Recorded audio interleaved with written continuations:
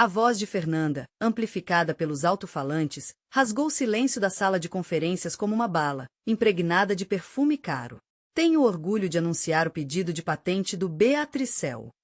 Um avanço energético que mudará para sempre a forma como pensamos sobre o armazenamento de energia. Mas o silêncio que se seguiu estava longe de ser admiração. Era mais confusão, hesitação. Quase como se todos na sala tivessem, de repente, um gosto metálico na boca. Porque, por trás daquela porta fechada, atrás da mesa de mogno polido onde os sócios seniores da Vanguarda Capital estavam sentados, ela não estava apenas apresentando uma tecnologia. Ela estava entrando na cova dos leões, pavimentada com seus próprios dentes roubados. Deixe-me voltar no tempo. Apenas 3 horas antes, eu estava engolindo um chile frio de um recipiente de plástico no meu velho caminhão, estacionado a alguns quarteirões daquele mesmo arranha-céu. Eu a observei entrar, em saltos vermelhos altíssimos, com um tablet brilhante na mão, com aquela bolsa Prada que ela comprou logo após seu avanço. Eu vi o recibo. O assistente dela encaminhou por engano. Acontece que até os gênios às vezes esquecem de sair de pastas compartilhadas na nuvem. Todo o resto desapareceu assim que ela entrou na sala de conferências. Não importava quem a estava esperando lá, porque eu já havia passado 2 semanas construindo minha armadilha metodicamente. Cada documento, cada carimbo de data e hora, cada e-mail recuperado e até mesmo as exportações do Slack, tudo isso, disfarçado de fonte anônima, já havia sido entregue à equipe jurídica da Vanguarda por meio da minha empresa de fachada, estabelecida há 3 anos em Minas Gerais. Eles não precisavam ver meu rosto. Eles só precisavam de provas.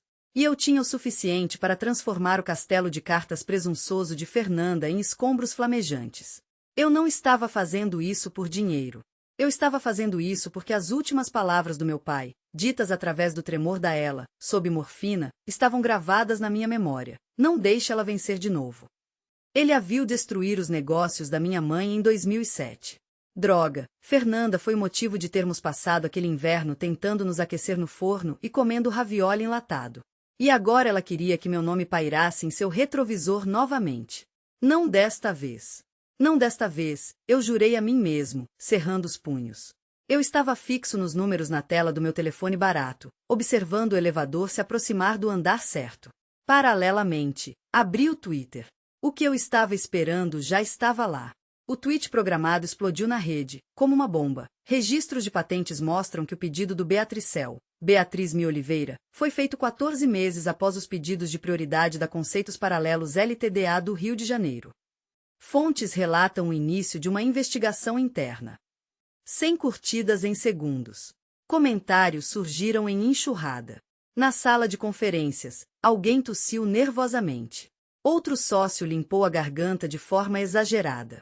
E Fernanda, pobre e ingênua, continuou sua apresentação, o ponteiro laser em sua mão tremendo traiçoeiramente.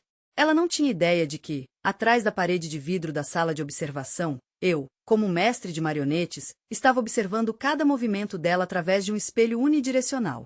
Seu rosto, ainda não tocado pela palidez do medo, logo mudaria. Ela falava e falava, sem saber que cada palavra pronunciada estava aproximando da beira do abismo.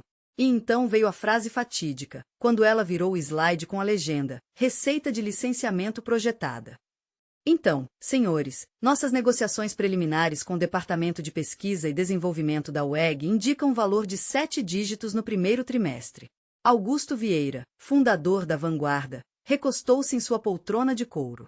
Notei sua sobrancelha se contrair, mas não em direção ao projetor com os slides, mas em minha direção, quando pronunciei a palavra hora. Quase como se ele tivesse sentido a falsidade, como se seu champanhe caro de repente tivesse um gosto de vinagre. Através da mesa polida, Manuela Costa, a advogada de propriedade intelectual sobre a qual Fernanda, é claro, não se preocupou em pesquisar no Google, bateu a caneta na mesa. Uma vez, depois 2 vezes. Foi ela quem me ligou na semana passada, sua voz fria e ameaçadora. Não gostamos de ser enganados. Se esta invenção é sua, prove.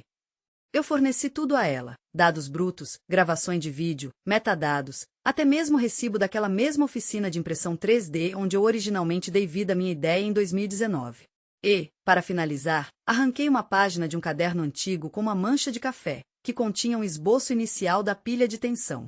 Ao lado, com uma caligrafia torta, um número de telefone e as palavras, Fernanda da cantina da Dona Maria. Abaixo, uma nota: não ligar bêbado. 1 hora depois, o telefone tocou. O resto é conosco, disse uma voz confiante. E aqui estou eu, testemunhando uma execução online. A advogada estava dissecando Fernanda metodicamente, como um rato de laboratório coberto de batom. No silêncio estrondoso, o som de uma reputação desmoronando era claramente audível. Um clique, e surge na tela um novo tormento: arquitetura técnica. Finalmente, Riz não aguentou. Impressionante, disse-lhe lentamente, com uma cortesia forçada, como um professor condescendente avaliando os rabiscos de uma criança que desenhou um dinossauro ridículo e o chamou de mamãe. Mas tenho uma pergunta. Fernanda lhe deu um sorriso vitorioso, pronta para receber a coroa. Claro. Você sabe quem é o proprietário da Conceitos Paralelos? Perguntou Riz com calma. Ela piscou, como se tivesse sido arrancada de um sonho doce. Desculpe. Conceitos Paralelos Ltda, repetiu ele pacientemente, deslizando a mão sob a mesa e colocando uma pasta volumosa à sua frente. A empresa que detém as patentes dessa tecnologia. Parece que sua inscrição foi feita bem depois da deles. E, francamente, seu resumo é suspeitamente idêntico. Até os mínimos detalhes.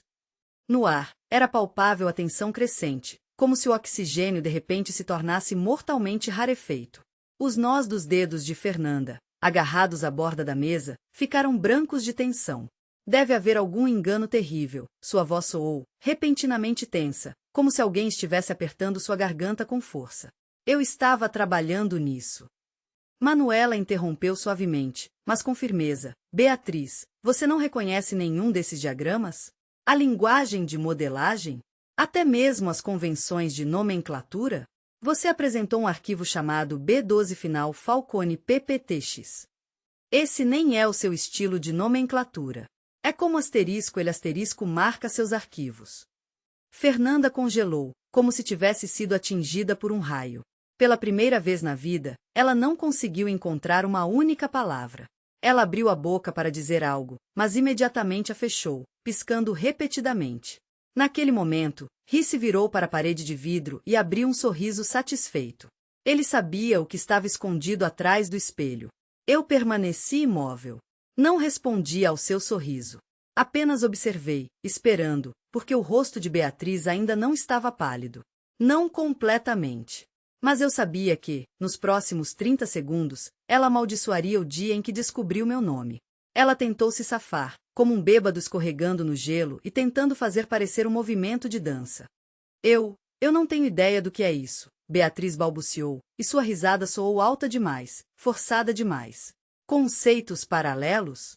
Nunca ouvi falar deles. Algo aqui está claramente errado. Qualquer um poderia ter armado isso. O sorriso de Riz permaneceu frio, sem tocar seus olhos. Você apresentou uma invenção baseada em clusters lógicos de grafeno multicamadas que, até os mínimos detalhes, até os coeficientes de termorregulação, corresponde ao que já foi patenteado pela Parallax. Até os erros de digitação são idênticos. Manuela deslizou as folhas impressas pela mesa. Aqui está seu pedido de patente. Sua voz era uniforme, mas havia aço nela. E aqui está o deles. Você simplesmente copiou e colou, Beatriz. Nem se deu ao trabalho de corrigir o erro na palavra condensador. Você escreveu conda em todos os lugares. Um silêncio opressivo pairou na sala. Pela primeira vez na vida, Beatriz não tentou usar seu charme, não recorreu a truques ensaiados, nem um olhar divertido, nem uma risada cuidadosamente ensaiada. Ela simplesmente sentou-se, devastada, como um manequim que de repente percebeu sua nudez sob os raios implacáveis dos holofotes. O que é isso? Ela sussurrou, olhando perdidamente para Manuela. Riz abriu a pasta e tirou um fino maço de fotografias. Ele as espalhou sobre a mesa. Minha garagem em Campinas, minhas folhas rabiscadas com notas, minha bancada de trabalho salpicada de solda, minha selfie ridícula com o primeiro protótipo torto. Cada documento gritava sua autenticidade. Carimbos de data-hora, marcas d'água, selos de registro. A arma fumegante não estava apenas fumegando, estava queimando. E então ele jogou seu trunfo, um contrato assinado de transferência de propriedade intelectual entre mim e Vanguarda, datado de apenas uma semana antes. Os direitos já estavam em suas mãos.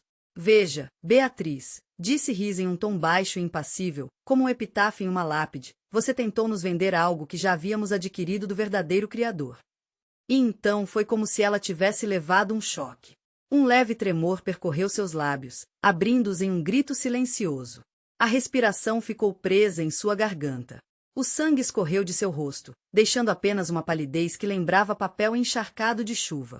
Ela lentamente estendeu a mão para o copo de água à sua frente, mas sua mão trêmula não obedeceu, e o copo tombou com um baque surdo, derramando água sobre a mesa. Ninguém se mexeu. Manuela calmamente enxugou seus arquivos com um guardanapo e, dando a ela um sorriso excessivamente doce, disse: "Receio que tenhamos que suspender a análise de sua proposta. Além disso, não estão descartadas consequências legais.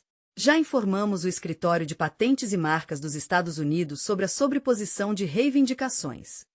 Beatriz congelou, equilibrando-se à beira do desmaio e da fuga. Riz, como se estivesse dando golpe final, pregou o último prego em seu caixão, dizendo em voz baixa, mas mortal: "E quando seu nome for manchado no banco de dados de fraude de patentes, você terá que esquecer as startups. Os investidores não perdoam isso." Ela varreu a sala com o olhar, como quem implora por salvação. Em seus olhos, lia-se uma esperança tênue. Digam que é um engano. Digam que sou incrível. Mas a resposta foi o silêncio. Apenas o farfalhar de papéis, uma tosse abafada, o clique nervoso de uma caneta. A realidade se fechava ao seu redor, como um sudário. E então, seu olhar encontrou o meu através do vidro. Não acenei, apenas observei. Como se observa uma cobra que percebeu ter engolido um escorpião. Seus lábios formaram uma única palavra, em silêncio. Não um grito, não pânico, apenas um espanto mudo. "Você?" Assenti brevemente e desviei o olhar. Aquele não era o final. Era o ponto de não retorno. Beatriz sequer imaginava o que acabará de desencadear. As consequências não começaram com o estrondo de uma explosão. Começaram com um silencioso ping. Fernanda, provavelmente, entrou no elevador no último segundo, pois o telefone explodiu em suas mãos. Primeiro, uma ordem oficial de cessação de atividades emitida por Manuela. Depois, um aviso frio do Escritório de Patentes e Marcas dos Estados Unidos sobre uma investigação iminente. Mas o verdadeiro horror a aguardava em sua caixa de e-mail. O consultor jurídico-chefe de sua própria empresa, Empreendimentos Gênesis do Centro-Oeste, a envolveu em uma frenética troca de mensagens sob o título sinistro de risco de fraude de patentes. Revisão imediata. Prazo: 15h15. Gritava o título. Ela ainda se agarrava ao LinkedIn. Mas, às 15h17, a orgulhosa linha inventora inovadora disruptiva havia evaporado, deixando apenas um vazio lancinante. E às 16h, eu já estava sentado na próxima reunião, um andar acima, em um terno impecável, no mesmo prédio maldito, apertando as mãos dos verdadeiros magnatas da vanguarda capital. Só que, agora, meu lugar era na cabeceira da mesa, e não o dela, nas sombras. "Devo avisá-lo", disse Augusto após o aperto de mãos, seu olhar afiado como uma navalha. "Entramos em contato com o Ministério de Minas e Energia." Ele demonstrou claro interesse, especialmente quando apresentamos as especificações atualizadas. Ele bateu levemente na pasta que estava à sua frente. "Precisa de um advogado?" Só que, desta vez, no bom sentido. Assenti, ainda sentindo a descarga de adrenalina e a amarga satisfação, embora me esforçasse para manter a compostura. O que omiti, o que não precisava ser dito em voz alta, era que não se tratava de vingança. Era a recuperação do que era meu por direito. Minha invenção, meu nome, a promessa do meu pai, finalmente cumprida. Mas Beatriz não pretendia se render tão facilmente. Naquela noite, ela agiu como narcisistas encurralados fazem de melhor. Tentou minimizar os danos, habilmente disfarçando a manobra com uma mentira. Ela me ligou. Número oculto. 2 segundos de chiado na linha. E então, sua voz, aquele mesmo xarope adocicado com o qual ela me alimentava desde a infância, do qual sempre me esquivei. "Escute, precisamos conversar." Mantive o silêncio, por longos 5 segundos, antes de responder. "Não, quem precisa calar a boca e me ouvir, pela primeira vez na vida, é você." Ela exalou, como se minhas palavras fossem um choque. Como se ainda acreditasse que eu recuaria, só porque compartilhamos o mesmo sobrenome. "Você tem noção do que fez?" Sibilou ela, transbordando fúria. "Você me humilhou. Eu poderia processá-lo. Por que agiu pelas minhas costas? Soltei uma risada seca e desagradável. Você me roubou. Arrancou de mim a única coisa que construí por 10 anos. Usou meu trabalho como um adorno caro. E agora, ousa se fazer de vítima? Seu tom mudou instantaneamente. Tudo bem, talvez eu tenha exagerado, mas pense em como isso soa para o público. Você parece rancoroso, e eu, uma pioneira inocente em apuros. Você realmente quer que seu nome seja manchete nos jornais junto com a notícia da bateria de $1 bilhão ou com essa briga familiar? Acha que isso se resume à opinião pública? Rosnei, baixando a voz para um sussurro perigoso. Beatriz, não me importo se o mundo inteiro vir sua cara em uma delegacia, ou um deepfake meu fazendo malabarismos com hamsters. Você tentou me destruir. Agora, vai descobrir o que acontece quando uma borracha quebra. Ela murmurou algo em resposta. Talvez, mais uma dose de mentiras. Talvez, alguma versão distorcida de um pedido de desculpas. Mas desliguei o telefone e encaminhei a gravação da conversa para a equipe jurídica da Vanguarda, por precaução. Próximo da meia-noite, a tempestade irrompeu. O prenúncio foi um artigo na Crônica da Tecnologia, inovadora do Centro-Oeste acusada de fraude de patentes. Investidores de LLC anônima abandonam o navio em pânico. A agenda de Beatriz explodiu como um confete de ano novo. Reuniões sumiram, uma após a outra. Até o crachá de acesso ao seu próprio escritório foi cancelado, como que por magia. Mas aquele era apenas o começo do pesadelo. A verdade é que não se tratava apenas da tentativa de roubar a bateria. Ela acidentalmente cutucou um vespeiro, despertou uma fera que mantive acorrentada em meu porão por anos. Algo relacionado a patentes muito mais profundas, com alcance muito maior, e um acordo de confidencialidade incrivelmente inconveniente do qual ela não fazia ideia. E era isso que a destruiria. Não eu, nem um vazamento para a imprensa, mas aquele mesmo papel que ela assinou com a própria mão, sem sequer suspeitar de seu verdadeiro poder. 3 anos atrás, Beatriz me procurou pedindo ajuda com a papelada para sua startup. Ela insistiu que era apenas uma formalidade padrão para investidores anjo, e que precisava de alguém que entendesse as nuances legais. Na época, eu era ingênuo, ainda me recuperando do divórcio, definhando em uma garagem, passando noites depurando problemas de sobretensão em protótipos presos com fita adesiva e me aquecendo com cerveja quente. Fernanda caiu matando em cima de mim com aquele entusiasmo meloso típico de parentes que sentiram o cheiro do dinheiro. O sorriso era predatório, a voz era doce como melaço, o olhar era ganancioso. Ela enfiou 20 páginas de documentos de constituição, uma declaração juramentada de investidor e um contrato de consultoria padrão com o título pomposo de Projeto de Memorando de Revisão de Propriedade Intelectual sob meu nariz. Dei uma olhada no texto, fiz algumas edições e até criei uma cláusula mais favorável sobre a futura distribuição dos direitos sobre os ativos. Ela caiu na gargalhada. Eu sabia que você iria aprimorá-lo. Você sempre adorou se aprofundar nos detalhes. Ela não tinha ideia. E eu nunca contei a ela que aquela versão do documento que eu salvei no meu computador naquela noite não era mais apenas o rascunho dela.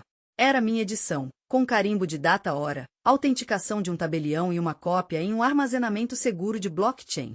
E uma pequena cláusula que eu acidentalmente pulei ao copiar dizia: todas as tecnologias desenvolvidas ou consultadas pelo consultor sob este contrato, independentemente do grau de modificação, permanecem propriedade intelectual do consultor. Sim, esse consultor era eu. E isso significava que, a partir do momento em que aquele contrato foi assinado, cada apresentação, cada diagrama, cada fio e cada slide que ela tocasse agora me pertenciam. Cada um deles. Incluindo aqueles renders polidos com os quais ela estava encantando a UEG. Até mesmo o estande de demonstração que ela exibiu na Expo de Tecnologia de São Paulo, um fato curioso, cujo invólucro eu projetei uma vez. E então, o ex-diretor de operações dela, tomado pelo pânico, me envia um e-mail. O assunto gritava: isso é verdade? Não perdi tempo com explicações. Apenas enviei a ele uma captura de tela daquela mesma cláusula do contrato, destacada em um vermelho sangue sinistro.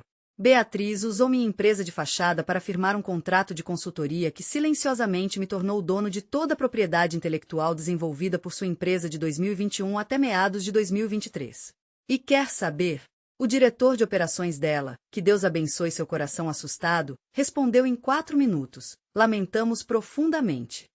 O que acontece agora? Podemos licenciar os direitos? A pergunta pairava no ar. Fernanda ainda não tinha ideia do que estava acontecendo. Enquanto ela, furiosa, provavelmente atualizava freneticamente seu Twitter, preparando uma declaração cuidadosamente elaborada e evasiva no espírito de sempre acreditei em inovação e transparência. Sua própria equipe, com as mãos trêmulas, estava preparando um cheque de royalties para mim, só para se manter à tona. Naquela noite, me encontrei com meu advogado. Sem processos por enquanto, eu disse, nenhum, até que ela tente bancar a menina boazinha. E, como se fosse por encomenda, Beatriz jogou exatamente essa carta. Na manhã seguinte, um vídeo apareceu online. Luz suave, suéter cinza, nem um grama de maquiagem. A imagem de uma fundadora gente como a gente. A voz tremia. Quero falar diretamente com meus seguidores, ela começou, mal conseguindo conter as emoções. Talvez eu tenha cometido erros. Fui apaixonada pelo meu trabalho, talvez até demais, mas nunca, ouçam bem, nunca quis machucar ninguém, especialmente minha própria família. Espero que possamos nos curar, ela terminou, citando talvez Maya Angelou ou Brené Brown. Eu não estava ouvindo. Estava muito ocupado enviando o histórico completo da auditoria de sua flagrante violação de direitos autorais para o próximo escritório de advocacia da minha lista. O vídeo dela não é uma oferta de paz. É uma declaração de guerra. Foi uma jogada calculada para sair na frente. Ela sentiu a tempestade se aproximando, mas não conseguiu prever onde o primeiro raio atingiria. E certamente não seria no tribunal. Nem em publicações técnicas. Os investidores estariam na mira. Aqueles mesmos magnatas que temiam desesperadamente surpresas e sentiam perigo em suas entranhas, como lobos sentem o cheiro de sangue. Eu já tinha uma reunião pessoal marcada com um deles, naquela mesma sala onde o nome dela havia se tornado tóxico da noite para o dia. Não eram negociações confortáveis em uma sala de conferências moderna com cadeiras ergonômicas e café requintado. Não, a reunião foi em um escritório esfumaçado de charuto nos fundos de um clube de golfe perto de Curitiba. Uma garrafa de conhaque âmbar brilhava sobre a mesa, e 5 homens estavam sentados ao redor, homens que não precisavam do LinkedIn, seus sobrenomes abriam qualquer porta. Eles se autodenominavam fundo de sindicato. Fernanda outrora proclamava com orgulho que havia se tornado a primeira fundadora apoiada por eles, como se tivesse conquistado seus corações com carisma e demonstrações financeiras impecáveis. Mas agora, seu nome havia desaparecido da lista de convidados. O meu, não. Serei direto, disse Marcelo Brito, sócio sênior do sindicato, fixando o olhar em mim. Dedos grossos adornados com anéis de ouro, um Rolex no pulso mais velho do que eu e, nos olhos, o frio mortal do granito. Você está alegando que Beatriz nunca possuiu a propriedade intelectual? Em vez de responder, apenas empurrei para frente a fina pasta preta que repousava sobre a mesa. Dentro, como uma sentença, estavam suas assinaturas em um contrato de consultoria, as impressões do tempo, cada diagrama apresentado por ela, os metadados de suas edições de arquivos criados por mim. Eu não me contive e adicionei comunicações internas do Slack, onde ela, sem hesitação, escreveu ao engenheiro júnior: dê um jeito nas coisas do protótipo do meu irmão, ok? Deixe-as mais chamativas. Brito folheou lentamente as evidências, como um açougueiro avaliando uma carcaça. Jesus Cristo, murmurou alguém presente, incapaz de conter o choque. Ela nos forneceu direitos de propriedade falsos, cortou Marcelo, sua voz seca como areia. Isso acaba com toda a série de estruturas. Fomos expostos. Mas não havia pânico em seu olhar. Apenas ofensa. A mesma ofensa que prenuncia a destruição total. Aqui está minha proposta, eu disse, mantendo um tom calmo, mas cirurgicamente preciso. Eu licencio a propriedade intelectual de volta para sua empresa de portfólio. Nas minhas condições. Você terá estabilidade e eu, reconhecimento. E Beatriz, desaparecerá. Eu disse isso como se estivesse proferindo uma sentença. Marcelo ergueu uma sobrancelha, visivelmente intrigado. Você não exige compensação? Ah, eu vou recebê-la, não tenha dúvidas, assegurei-lhe, com aço vibrando em minhas palavras. Mas não de você. Dela. Ele esticou os lábios em uma imitação de sorriso. Frio, calculista, demonstrativo. Envie os termos do contrato de licenciamento, cortou ele. Beatriz não existe mais. Se ela se quer piar no Twitter, faremos de tudo para que ela só tenha dívidas até o dia de ação de graças. E assim, seu reino, erguido sobre brilho roubado e em um sobrenome que, ingenuamente, ela acreditava ser um escudo eterno, foi a leilão, sem sequer perceber que estava sendo leiloado. Quando ela finalmente me ligou, sua voz tremia e engasgava em soluços. Eu já estava no avião, voando para o Rio de Janeiro para assinar formalmente os documentos. Por favor, ela implorou. Eu entendi. Eu percebi meu erro. Mas você não pode simplesmente me destruir. Eu sou sua irmã. Eu cortei, sem hesitar.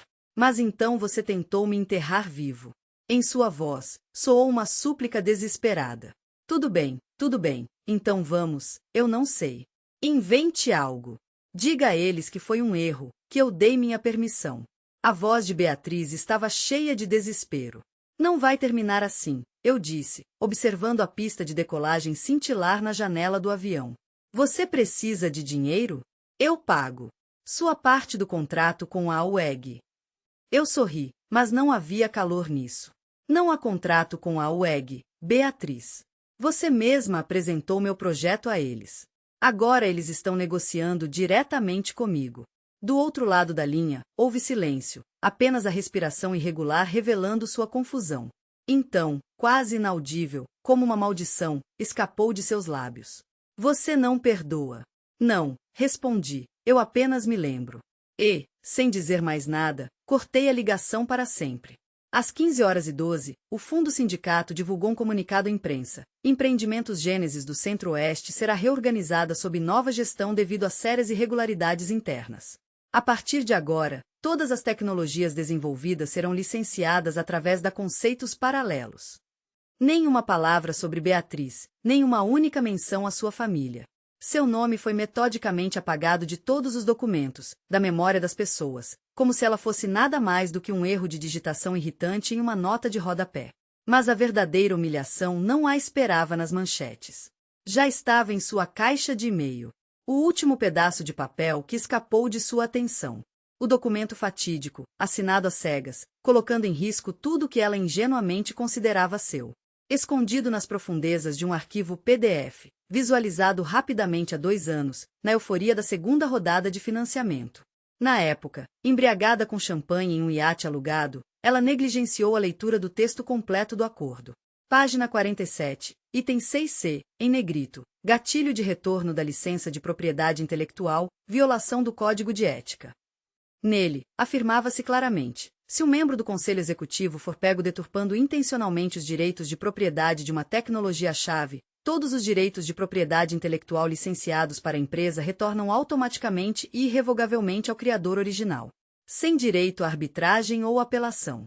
Quem redigiu esse item? Eu. Sob o pseudônimo de Ricardo F. Carvalho, o nome que eu usava para assinar contratos técnicos para startups para pagar as contas. Beatriz nunca se importou em saber por que sua advogada havia contratado um novo consultor, buscando velocidade e clareza. Ela também não questionou o generoso bônus que prontamente pagou a Ricardo Carvalho após a auditoria bem-sucedida dos investidores. E então, quando esse ponto funcionou, silenciosamente, calibrado, friamente, seu império não apenas rachou, ele se desintegrou em pó. Eu observei esse colapso, tendo acesso ao backing, uma brecha deixada por sua própria negligência. Permissões que ela nunca revogou. O painel de administração, onde eu via seus documentos desaparecerem um por um, como se devorados por uma fera invisível. Os renders de demonstração da UEG, a estrutura de licenciamento de propriedade intelectual, a apresentação final do evento de lançamento da Beatriz Cell, tudo desaparecendo no nada. Ela tentou desesperadamente fazer login às 6h41, depois às 6h43 e novamente às 6h47. Mas foi em vão. Sua senha havia sido alterada. Agora era minha. Mas o golpe final não foi digital. Ele a esperava em uma caixa. Em um pequeno pacote cuidadosamente embalado, entregue por um mensageiro diretamente em seu apartamento. Dentro, um pendrive com uma cópia impressa da cláusula de reversão de direitos, um dos primeiros protótipos da Beatricel com minhas iniciais gravadas na bobina de cobre e uma pequena nota. Era melhor você ter continuado a roubar os namorados de outras pessoas. Roubar um legado provou ser muito mais difícil. Naquela noite, eu vi a gravação. Alguém vazou online seu ataque de fúria no saguão do Vanguarda. Ela, enlouquecida, gritava com o estagiário infeliz, exigindo explicações imediatas.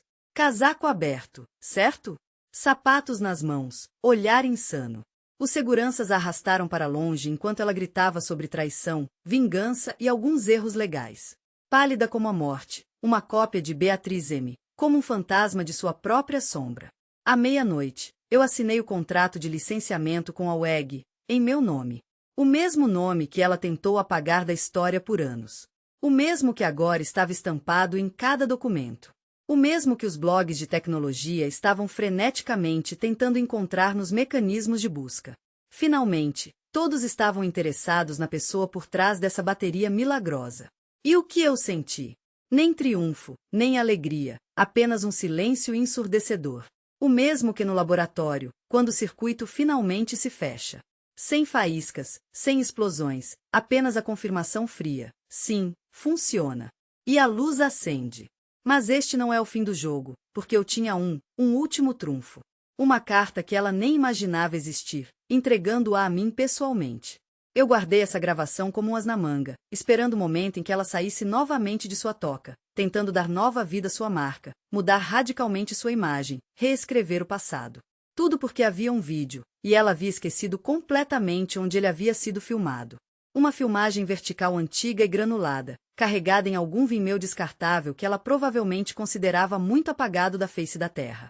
Beatriz M. em uma sala de conferências, com uma taça de champanhe na mão, tendo acabado de celebrar um triunfo. Um artigo na Crônica da Tecnologia proclamou uma inovadora a ser observada. Capitalistas de risco circulavam ao seu redor como moscas no mel, farejando oportunidades. Embriagada pela atenção de todos, ela estava mais descontraída do que o normal. E foi então que ela apertou o botão de gravação. Ela estava se dirigindo a alguém fora da tela, provavelmente um desenvolvedor júnior ou um de seus estagiários sem direitos. E em seu estilo característico e despreocupado, com um sorriso presunçoso, Beatriz disse: "Ah, vamos lá. Meu irmão pode ser um gênio, mas ele não conseguiria vender um copo d'água no deserto. Eu sou a marca. Eu pego o que funciona e transformo em algo atraente. É assim que o jogo funciona, sabe? Você acha que Steve Jobs inventou o iPhone sozinho? Bobagem. Ele apenas o vendeu. Eu serei a mesma coisa, só que 100 vezes melhor." Sua risada era de alguma forma malvada, estridente. "Quando ele perceber o que estou fazendo, já estarei brilhando no palco com Carlos." Essa frase, uma única frase, como uma marca. Eu baixei o vídeo, fiz 3 cópias criptografadas e as escondi como dinamite, para tempos melhores. O renascimento de Beatriz começou exatamente 41 dias após seu fracasso estrondoso. Apareceu um artigo açucarado no Medium, algo como "Quais lições aprendi com meus erros?" ou "O caminho do fundador para a redenção." Um texto suave e impecável, temperado com citações de St. Toni Morrison, e no final uma assinatura elegante em itálico, com tinta azul, sempre buscando seguir em frente, Beatriz M. Os comentários foram cuidadosamente fechados. As republicações foram impulsionadas às alturas. Mas era óbvio, ela estava sondando cautelosamente o terreno. E eu decidi atiçar o fogo. Um vazamento anônimo em TechLeaks. Vídeo com código de tempo, autenticidade confirmada. O site estampou uma manchete sensacional, exclusivo. Fundadora desonrada zombou do irmão antes mesmo do escândalo de propriedade intelectual. E a legenda: "Eu vou pegar tudo que funcionar e explodir isso até o céu." Em questão de horas, uma tempestade se abateu. As startups onde ela, até ontem, integrava conselhos consultivos, a rejeitaram como uma cobra venenosa com um diploma de marketing. Sua planejada turnê de podcasts, destinada a expiar seus pecados, foi vergonhosamente cancelada. A participação na conferência Mulheres na Tech BR foi cancelada da noite para o dia, e o agente, como um rato, abandonou o navio afundando. Acordos com grandes marcas se desfizeram em pó. Ela tentou se justificar, divulgando um esclarecimento vago, mas logo o apagou, como se temesse a própria sombra, e desapareceu para sempre de vista.